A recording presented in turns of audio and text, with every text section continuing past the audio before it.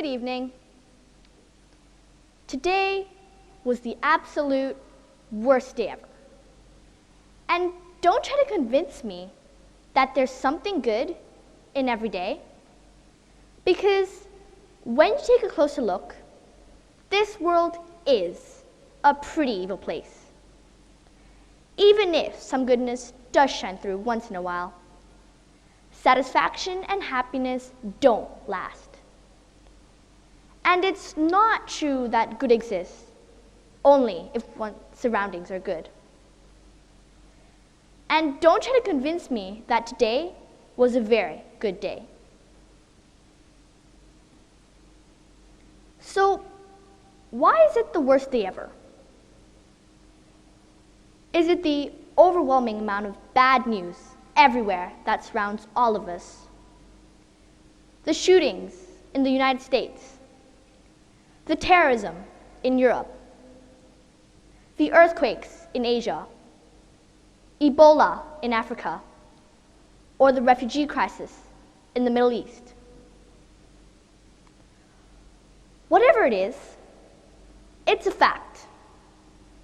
Every day, all around our world, there seems to be more bad news than there's good news. There's no doubt the media has a huge impact on our lives. TV, radio, newspapers, the internet, and of course, social media. Media consumes us like a tsunami, and it's not going away anytime soon. Because being connected anywhere, anytime, is the way we now live our lives. Unfortunately, we don't stop to think of how the media is affecting us. Even if we don't want it to, we are becoming wired to be negative. But it does not have to be. How we see the darkest of life is a choice. I choose to be a happy person. And tonight, I'm not going to talk about the worst day ever. I'm going to talk about happiness. Do you know, in 2012, the United Nations General Assembly declared 20th of March each year as the International Day of Happiness to recognize happiness and well-being as universal goals. So, what is happiness? Happiness is like a butterfly. The more you chase it, the more it will escape you. But if you turn your attention to other things, it will come and sit softly on your shoulder. Happiness is not being rich and buying everything we want, like the latest iPhones. Happiness is not feeling good all the time. And happiness is not a destination which one day will say reach there. So is it the things we indulge in, the celebrations we see, the amazing places we dream of going to, the time we spend with family, friends, and others, the things we take for granted, the disasters around the world that force us to rethink, which gives us an opportunity to reach out to others? Or is it all of these combined and lots more? A bit like when my dad puts all the white and colored clothes into the washing machine together and feels good. Research says that 50% of a person's happiness is genetic, and 10% is affected by life circumstances. However, 40% of a person's happiness is self-control. No one is born to be unhappy. And people who tend to be naturally negative can decide to change their outlook and become happier. Happiness is a choice. I am happy for the opportunities given to me, happy for the opportunities I can join in for others, happy for my life. The Dalai Lama tells us, happiness is not something ready-made. It comes from our own actions. There are lots of complicated theories about what is happiness, like some maths algebra. But for me, I make it more simple. When I think of happiness, I think of two things. Firstly, telling myself each morning to find the best in whatever happens during the day. And then, before I go to bed, I reflect on what makes it special. Our mind is a very powerful part of our body. And how we train our minds to interpret things is really important. Happiness is something we create, not something we find. So, like the butterfly, why is happiness so hard to have? We live in an instant, I want it now world. We do not like to wait for anything. But happiness is not an instant quick fix. It's a journey. Like a good roller coaster journey, there are ups and downs, twists and turns. It goes where you cannot see it. It's easy to say, relax, chill, and then everything will be okay. But we all know it's not that simple. Like all kids my age, I also have ups and downs, twists and turns, days when things go wrong. The stress of exams, the never-ending homework. But I choose to enjoy the ride.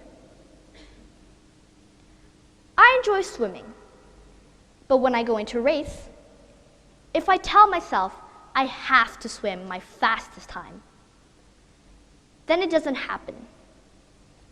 Because it causes a lot of stress.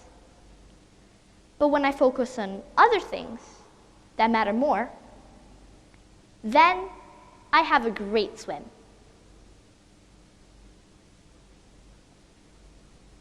Mathieu Ricard is a 66-year-old monk, known as the world's happiest man. Scientists in the USA who studied the brain conducted an experiment on him with sensors around his head while he was meditating. They found one part of his brain, on the left side, produced a very high level of activity compared to the same part on the right side, which gives him an abnormally large capacity for happiness and reduced negativity. He is proof that our minds can be trained.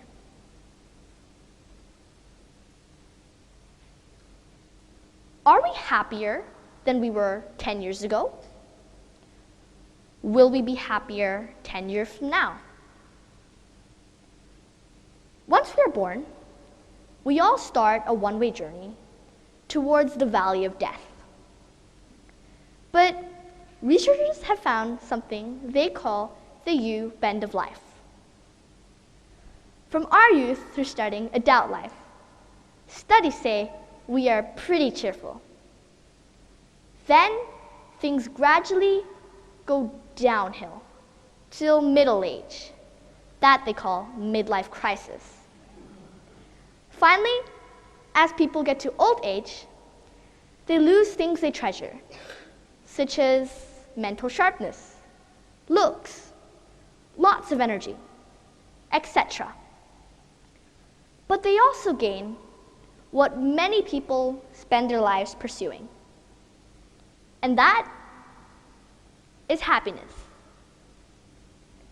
Like the happiness my grandmother gets when I phone her to tell her about my swimming and school results. Although she's never seen me swim or seen my school.